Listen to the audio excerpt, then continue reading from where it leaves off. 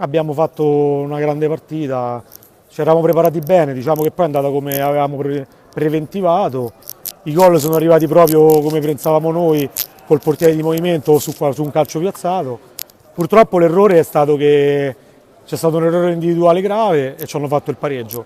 E il due pari loro hanno buttato avanti il cuore col portiere di movimento e all'ultimo secondo hanno trovato un pareggio che poi per quello che si è visto in campo è giusto, anche se poi a livello di occasioni ce ne abbiamo avute tante per chiuderla sull'1-0. Beh, sicuramente adesso dobbiamo guardare partita dopo partita e cercare di arrivare secondi. La stagione è stata logorante, stressante perché siamo andati avanti sempre pure in Coppa. I ragazzi hanno dato sempre tutto, perciò non c'è niente da recriminare.